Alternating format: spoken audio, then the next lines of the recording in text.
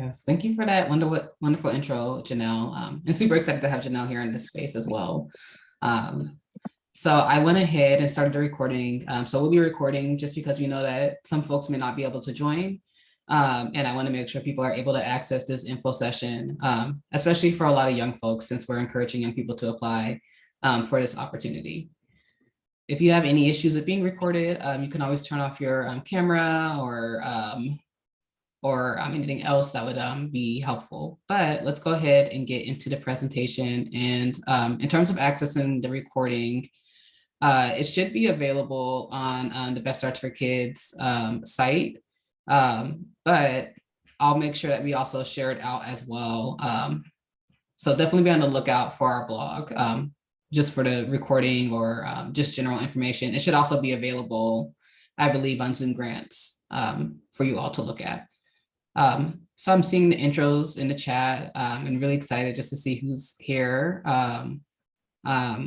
especially because we definitely want to see a lot of young folks applying. And so this is definitely a really good crew. Okay, so going to the next slide, just a brief overview of what we'll be doing for today. We'll be going over what Best Starts for Kids is. I'm sure a lot of you are familiar, but we always like to just double check and provide context and grounding into the space. And then we'll talk more about the actual RFP itself. I have questions, and I know I have questions and answers located towards the end, but you all are welcome to ask questions throughout. We'll be looking at the chat, and so you're always welcome to unmute yourself or raise your hand or to post in the chat if any questions come up. But this is just a quick overview for the agenda today. And so going into logistics. For the logistics for today, you can add your questions to the Zoom chat box. We also have an email too with any questions if you want to take time and write down that email or take a picture, just so if you have any other questions that you may think of maybe after the Zoom meeting. Yes, and that email should also be available on the blog post for this RFP and also on Zoom Grants as well. So hopping into what Best Starts for Kids is, our vision overall is to ensure that all the babies, children, youth, families are happy, healthy, safe, and thriving. So we really want to see babies born healthy, kids thriving, and young people growing up to be happy, healthy, and successful adults. Our mission ties into this as well. And so overall, what we really focus on is strengthening families and communities in order to support young folks and children and babies so that they have a strong foundation for life and so that they grow into happy, healthy adults. Additionally, a big focus of ours is equity. And so this is just a quick little quote from the Children Youth Advisory Board on equity. It's pretty foundational to a lot of the work that we do in terms of what populations we focus on and what areas of the county we really try to center. But going more into that equity quote, we acknowledge that equity can be an ardent journey towards well-being that is defined by the people most impacted by the issues.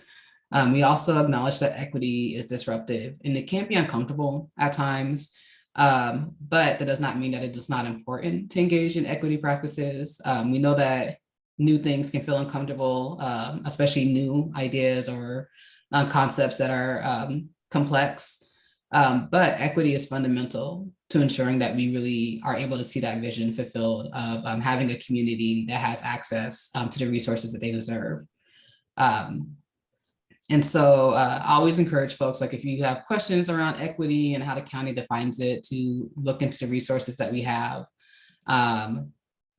But overall, with our principles for Best Starts for Kids, we really are grounded in that promotion, prevention, and early intervention and policy and systems change. We really want to ask ourselves, what are the good things that we're doing for children? This is why we're prioritizing promotion and investing early in babies and young children. We know that every child is born full of possibilities and deserving of good things. And we also recognize that children and young people really need those prevention supports to help establish that strong foundation, especially now, just given the climate that we are living in. And so we really want to focus on sustaining those gains and investing early and intervening early to support young people. And finally, we also focus on systems change and policies change so that we can ensure that communities are thriving regardless of race or place. We really use a strength-based approach.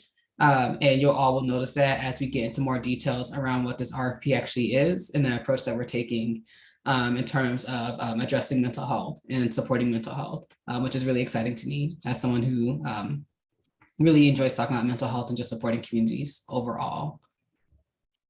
And so going into some of the basics around funding, because I know some people like to see this sort of stuff. We are supported by a property tax levy. So far our revenue is projected to be close to $1 billion. It seems like a lot of money until you all realize that Best Starts for Kids is very big. There's actually a lot of different strategy areas that we focus on. And so that Sustain the Gain 5 to 24 section is where the Youth Healing Project is located, but there is also other areas as well, like childcare or investing early, homelessness prevention, TA and capacity building support.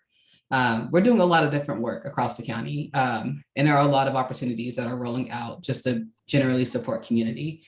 Even in that Sustain the Gain category, there are tons of areas. Community well-being is just one of many. But going more into what community well-being is, we really got our starts in the COVID response during the pandemic. So we are very, very new. For anyone who's familiar with BSK, especially Best Starts 1.0, I'm sure you all are like, oh, what is community well-being? I don't remember hearing about this. It's because we're kind of a baby initiative. We really started based off of some work that was being done by BSK staff in response to COVID in public health. And so what we realized is that just based off of what was happening in the pandemic, that we really needed to start focusing on mental health for our communities and well-being and culturally responsive and relevant programming, and to reduce that stigma associated with mental health topics, and to really support community and reinforcing compassion and care. Just due to the pandemic, we knew that there was a lot of stress that community was experiencing, and wanted to really prevent mental health issues from becoming worse or from seeing community struggle. And so we recognize that emotional health is grounded in holistic and individual community health. And how we do this or do our work is really through that reducing stigma and reinforcing compassion and care. And also partnering with community and convening and coordinating stakeholders and groups. And so community well-being does a lot of different work. We're pretty interesting in comparison to some of the BSK strategy areas, and that you might actually see us out tabling at community events or coordinating groups that support mental health and well-being along with some CBOs. But we also release funding as well, small funding amounts, but we still also release funding. And so we really are taking that holistic approach to supporting mental health and well-being overall for community. And we're very excited to be part of Best Starts for Kids officially starting this year. So that's just a brief overview of who we are and what we do, but I'll hand it over to Janelle to talk more about the RFP. So the RFP is the request for proposal. Who is it for? This is for young people, 14 to 24 is the age range that we're looking for. Young people are encouraged to identify a fiscal sponsor just to help them with managing the funds for the project. We do with the youth under 18, they are required to have a fiscal sponsor. It's really for young people from historically marginalized communities and young people in underserved areas of the county. It's very important that those folks have an opportunity for resources like this, because a lot of times they don't, as Michaela was saying before. And then we're gonna go on next to what is the Youth Healing Project. Yes, and so that's me. But yes, so I'm glad to see all of these organizations present. And I definitely encourage you all to share this opportunity with the young people you all work with and to even support them in accessing this opportunity. But I think the beauty of the Youth Healing Project is that it actually was developed by young people for young people. So using very much a by and for model. This is the first time that the county is leading the Youth Project, but it is actually not a new project or new funding source. It was actually originally developed in 2020 from a survey that the Community Center for Education Results, or Roadmap Project, depending on which name you're using, had developed with young people and a few community organizations, just to learn more about like what was happening to young people during the pandemic, like what resources did they need. And overwhelmingly what came up was mental health from the young folks. And so they came up with this idea to create a funding opportunity to give funds directly to young people in order to create mental health and wellness projects for their communities. And so the Youth Healing Project launched with the Community Center for Education Results, Cities Rise, and Reconnect Opportunity in 2021. And they were able to fund young people in pursuing those projects. And Best Starts for Kids came in partway through the year to fund additional young people on these projects. As you all will see, we now also have another partner joining this time around, which is the Cannabis, Tobacco, and Prevention Program and public health, of course. And so this project continues to grow and we continue to have interest, which is amazing to see. And so this time around, instead of CCER being tasked with managing the funds, the county is, which expands our possibility in terms of how we can support young people for these projects. So young people who do receive funding will not only receive funds, they also will be supported not just by the fiscal sponsor organization, but also by a team of organizations, specifically the ones that are listed. And Cities Rise will be the main convener of this group of young people. They'll be able to connect the young folks to a larger network of youth leaders across the globe, including Kenya and South America, and other teams in the US, just to learn from one another about mental health. And they'll get evaluation support from Best Starts for Kids. So we always have evaluation support in-house and capacity building support as well. So anyone who receives BSK funds is able to receive that support and to develop a customized performance measurement and evaluation plan. So it's not really just an RFP, I almost kind of look at it like as a fellowship is the best equivalent I could think of. But it's an amazing opportunity for young people overall, just to be able to access and to receive funding as well as support and mentorship. And it's great too for organizations who really want to support young leaders or the young leaders that they're working with. So this project overall is located underneath the Community Wellbeing Initiative. Community Wellbeing is also tied to the Liberation and Healing Strategy umbrella in Best Starts for Kids. So we have an umbrella that generally is focused on mental health and wellness. And there's 3 separate initiatives underneath that. Community Wellbeing is one of them. You all may also have heard Liberation and Healing from Systemic Racism. That's another one that's located underneath that umbrella. And overall, we're all part of that Sustain the Gain ages 5 to 24 focus. And we center many BSK values, including that prevention and promotion strategy in this work, as well as increasing that well-being of young people by centering them in the work. Our overall goal of the funding is increasing youth leadership. We really want to see them have empowerment, centering around youth mental health well-being, and increasing the knowledge of healthy coping strategies as well. And so going ahead to our actual summary of this RFP, the funding that's available is $110,000.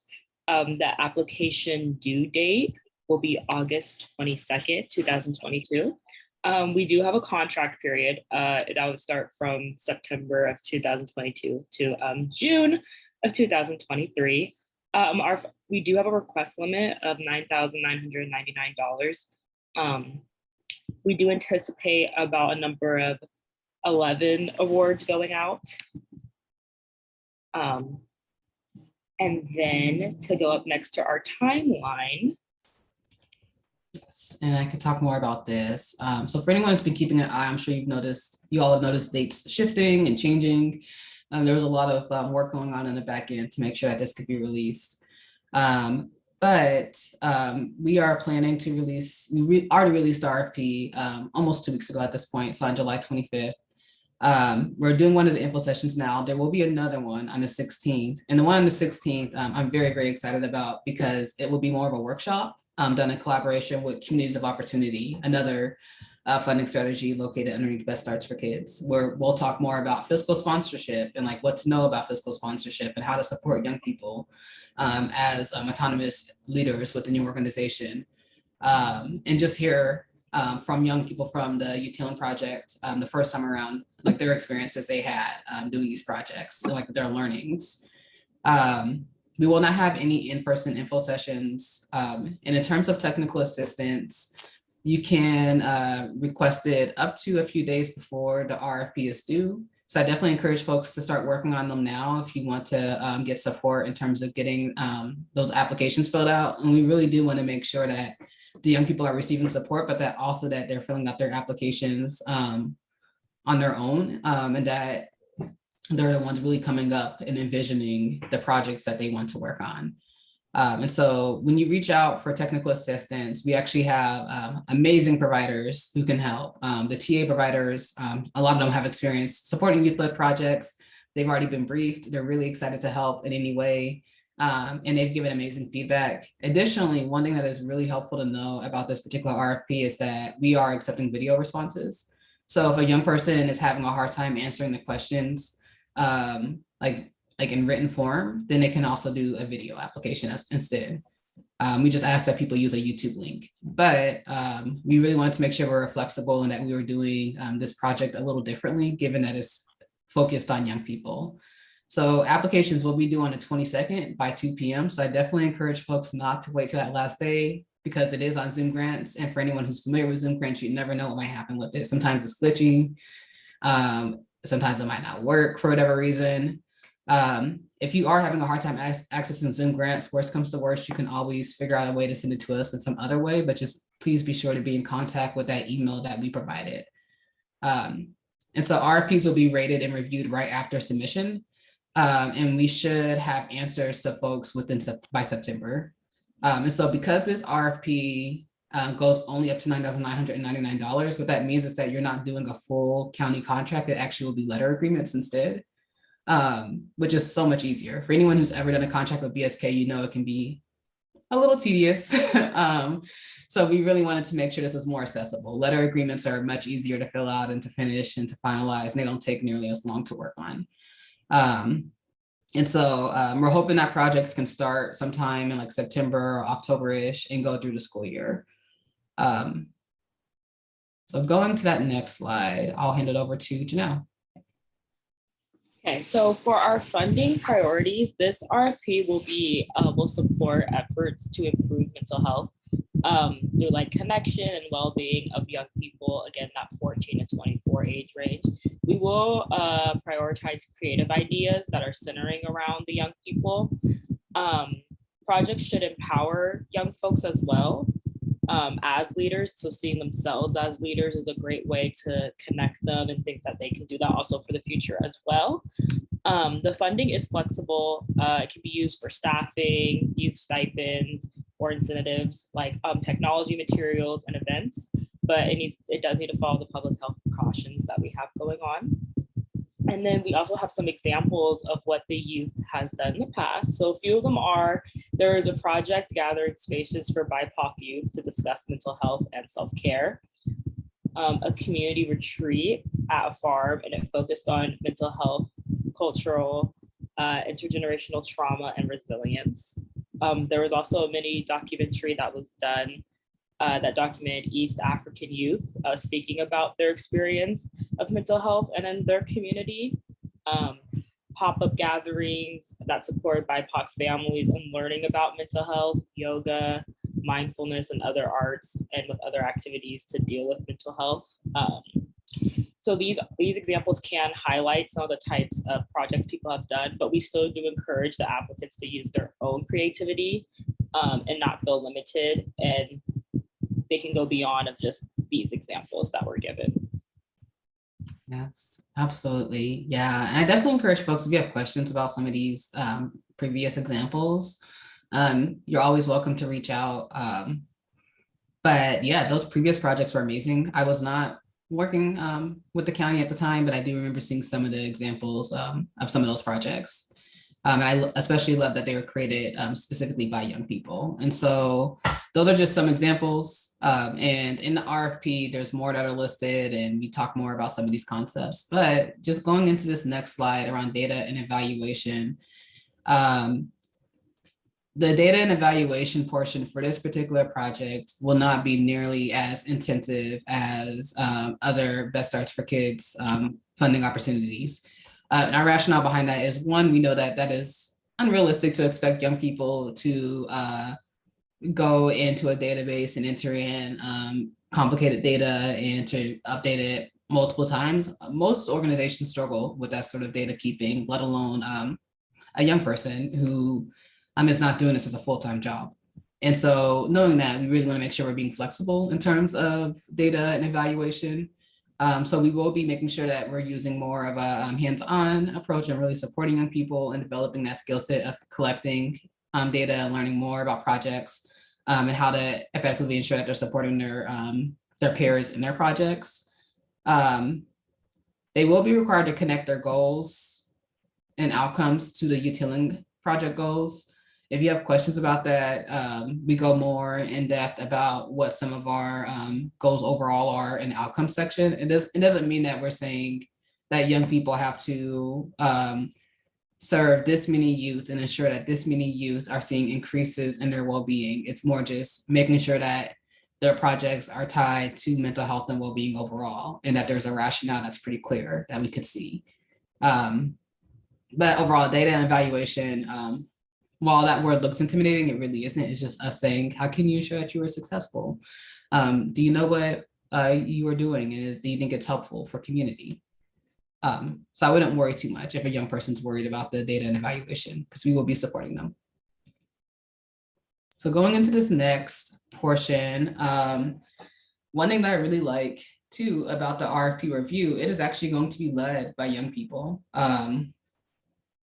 The RFP review panel, the first time around, was led by young people. We want to ensure that it makes sense to have young people leading the RFP review and really picking out projects that they think will be successful.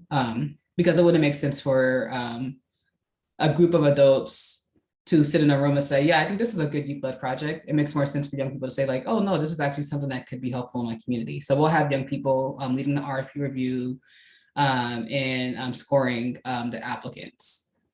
In true youth-led fashion. We'll also, what we would suggest is that for a successful application and communicating this to the young people that you all are working with, that they carefully review that rating criteria. It is located in a selection criteria section. I know that that RFP can be intense looking at the actual document in Zoom grants. It is 11 pages, which is a little shorter than the average RFP from BSK, but that's still pretty long to expect.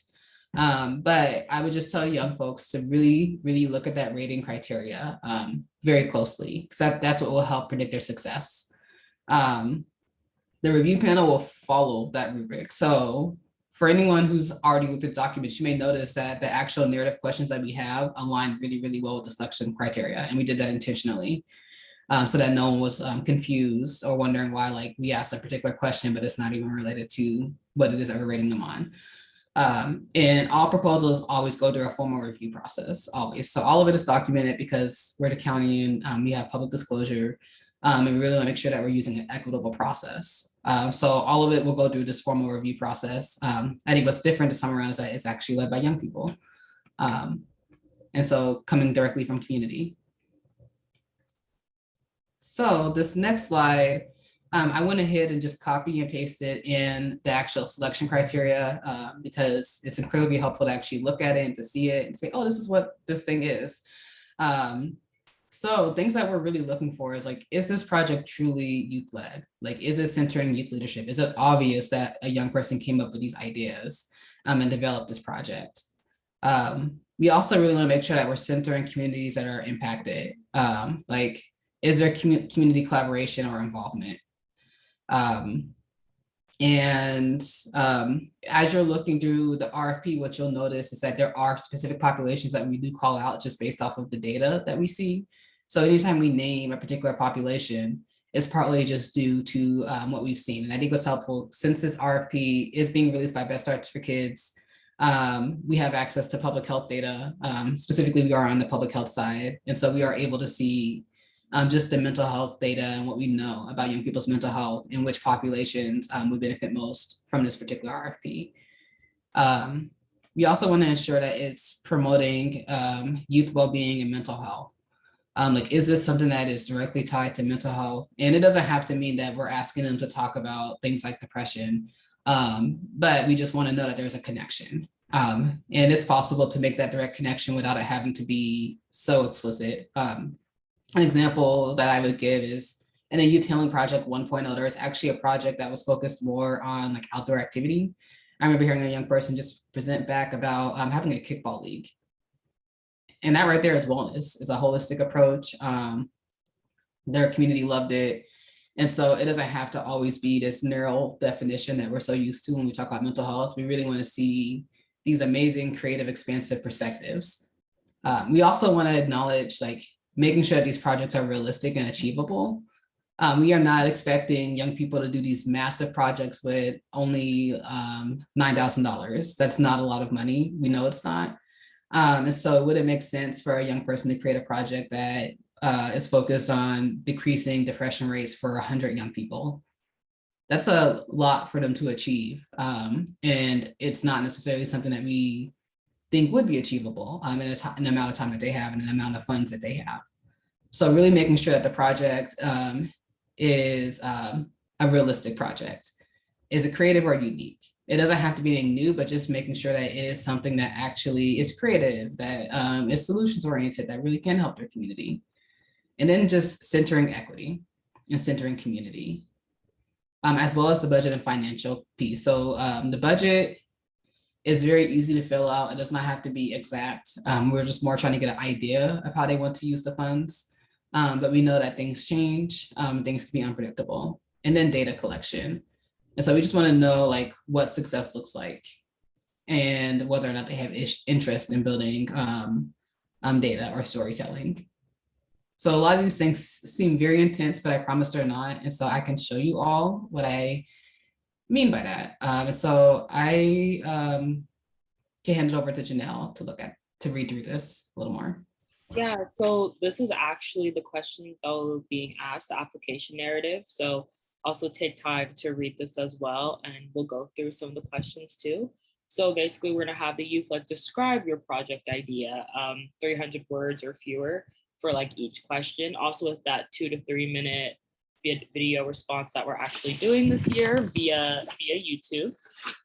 Also explain like what does mental health and well-being look like to you, making sure that like the applicants kind of know what they're doing with the project, and then how to achieve it. Like we're gonna ask the questions of how would you achieve this project and how like you would measure that success, and then telling us about yourself and the community that you're in too, and the different types of communities that are in the community that these young folks will be in as well, talking about their intersectionalities of what they represent in those neighborhoods and those populations of the people around them.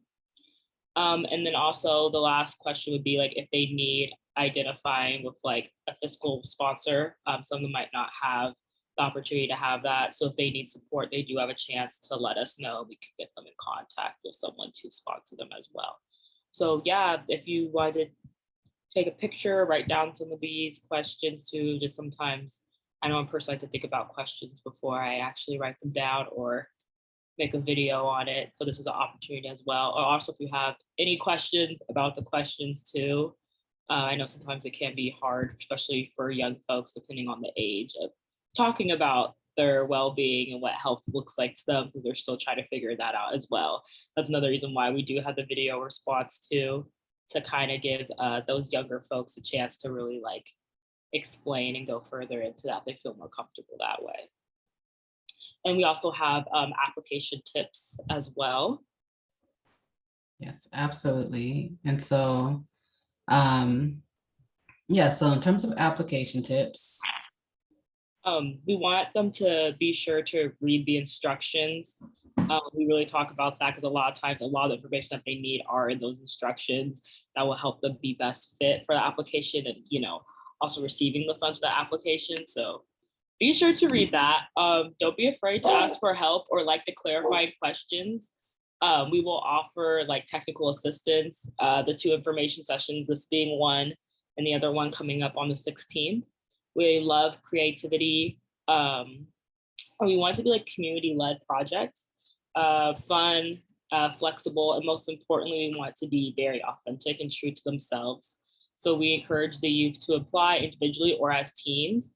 But whether it's applying individually or as a team, we still have found that people had success, whether it was with a collaboration or led by one individual person. So no pressure and feeling like you have to go find people to apply this with. We still see success with people who are doing it the individual way as well. And then we also have some budget tips as well. So applicants, again, should state how much funding they need to achieve, their goals and how the funds will be used. Again, like how Michaela said, reiterating that, like, of course, we know things will change. That's okay, but just kind of just having like the gist of it. Budget should be developed for the length of the contract term too. So also looking at that, but again, to also have other assistance as well when we have those technical and other things. So they do have a lot of support to not be intimidated by this or shy away from it. And then again, going back into making sure that they read the instructions, because a lot of the things that they need will be right there. So just really iterating with them to read those instructions. And then the technical assistance, I'm going to hand that over to Michaela. Yes, so I want to heavily emphasize, please use the technical assistance. I used to be a grant writer and sometimes I would not use it. And I think that technical assistance could be underutilized. The TA providers are amazing. A lot of them come from nonprofits themselves or from community organizations, and they are so excited about this RFP. In fact, some of them actually were the ones who suggested that we accept video responses just based off of what they knew about applicants, which is great. So they're amazing folks. Please use them as a resource. In the Zoom grants library for this RFP, there's actually an attachment that lists out each of the TA providers and background information about them. And so we ask that when you all reach out to TA providers, give them like 48 hours to respond. If it takes them longer than that, like it's okay to reach out to another person. But just be aware that it is important to reach out to the TA providers at least 3 days before the RFP is due. That is why we put the 19th there. I understand that a lot of us are just very busy. There's so many things that are happening constantly. It's summer, like we're on vacations and in the lakes because it's hot outside, but please make sure that you're reaching out at least a few days before so that you can get that assistance because we really want to make sure that you all are able to access that because the TA providers are wonderful and they can help with just answering any questions you all may have and can help with just like reviewing it and saying, yeah, this is a good application, or don't forget this small little piece here. And they want to help the young people, especially too. That is the big thing I will add. Like, I think they're really, really excited because they're not used to working on youth-led projects. And so they have a lot of energy for this particular project. And also it's good timing because there's not too many other Best Starts RFPs that are out right now. So they have a lot more capacity than they typically would have. So definitely use that resource. And so this slide just goes over the next information session, the one where you all get to hear about fiscal sponsorship in more detail and learn from young people who've experienced having fiscal sponsorship on these projects. It will be on August 16th at 1 p.m. That workshop is going to be done in collaboration with communities of opportunities. And so what that means is that it won't just be youth focused, it'll also be people who've worked with communities of opportunities. So it's a great chance just to learn from an amazing cohort of people and to really get resources for anyone who knows anything about communities of opportunities. I'm sure you all are aware that they've been around for a while. They do a lot of amazing community driven work and have a lot of good connections. And so they have a lot of knowledge and wisdom. If you have any questions, you can reach out to this email and they'll get back to you. and direct questions towards us so that we can answer them. Additionally, you can always reach out to the TA providers, and you can also check just to make sure your application is complete. Also, Zoom Grants will not let you submit your application until you fill out all of the documents. That is something that we set up in that way on purpose, just so that people wouldn't run into any issues. But these are just some resources and things to know. And so with that, what I can do is go to this last page for questions that folks may have.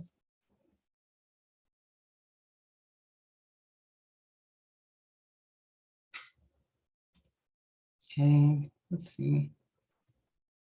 Yes, I can elaborate on that rule around organizations cannot apply directly for funding. So this RFP, and I don't know if the county has ever actually done this before, is money that's being directly given to young people. So we're kind of reversing it. Typically with a lot of youth funding, typically the money goes directly to the organization, and then the organization will implement projects. I know some orgs are amazing at doing youth-led work, but there's still this kind of adult-focused way of receiving funds where the org gets the money and then maybe they hand the money over to a young person. So we're actually flipping it this time because we really want to make sure this is youth-led and we want young people to be able to do these projects in a way that makes sense for them.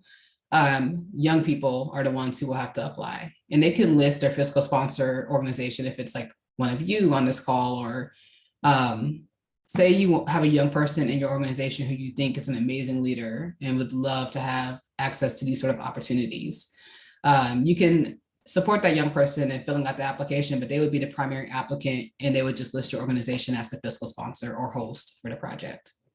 And let me know if that makes sense. It's definitely a lot different than what I think a lot of organizations are used to seeing. But we wanted to configure it in this way so that it really centered the young leaders in the projects. And it does not mean your organization, like I know there's overhead costs and other things that come up. And so we intentionally made the awards a certain size so that if there needs to be a fiscal sponsor fee, then that can also happen as well.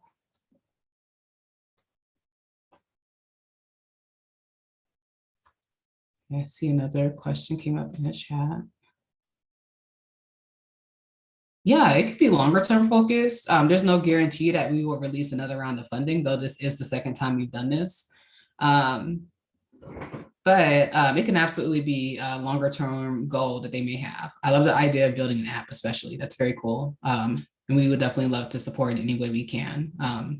But just being aware that it would be good to maybe line up additional funding at the end of this one, just because we don't know what the funding situation may look like a year from now. Yes, absolutely. That's a good question to ask.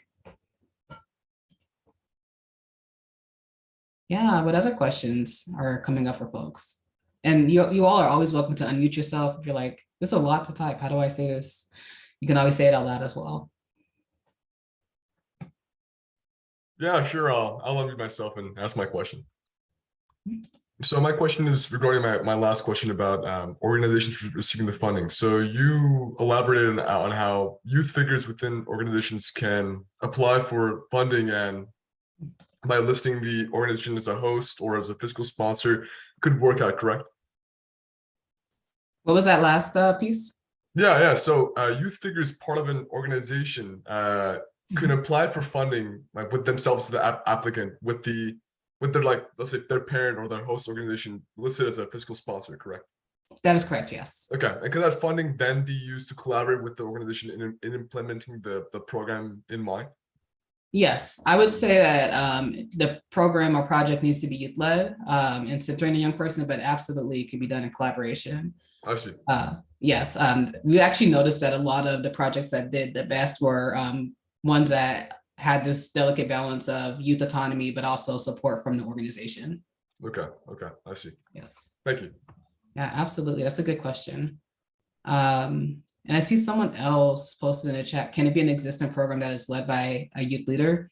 Yes, absolutely. That is why we have the fiscal sponsor option, because we realize there are a lot of amazing, brilliant young leaders out there who are already doing really good work. we wanted to support them.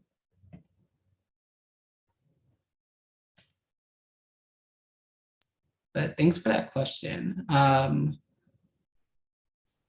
Yeah, but in YHP 1.0, there actually was a project that a young person applied for primarily, but their project was mostly done within the organization that they had collaborated with, but it was still led by that young person. Are there any other questions that folks may have?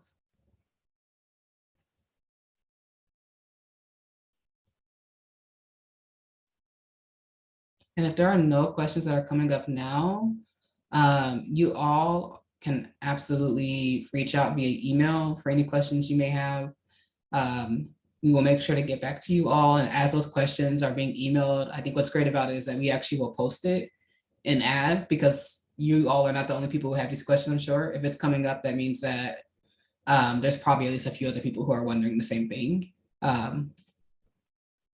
But we will have another info session as well too, just with more information about this RFP, because we know that that it's good to have access to this information, and that this is a special project, and we really want to make sure that we're supporting people through it. Okay, is there anything else that you would add, Janelle? I would just, if you have like any youth in mind to like spreading the word about it, we definitely want to be as diverse as possible with different folks from different areas, like coming from like the Central District to the South End, a lot of those marginalized communities, and not to have like people shy away from it if they don't have an organization that they can collab with as well. Also making sure, I would say, if you do like highly encourage, like we do have it for 14 to 24, it can be a little intimidating for youth, but also encouraging the younger ones too, like who are in that 14 to 15 range. I think that will really help them use their voice, and it will actually help really set them up for the future too. So to not shy away from it just because of their age too. I think that's really important. And I do appreciate you all all being here today, but yeah, let me know if you have any other questions. Yes, absolutely. So let me go ahead and stop the recording, and thank you for that, Janelle. I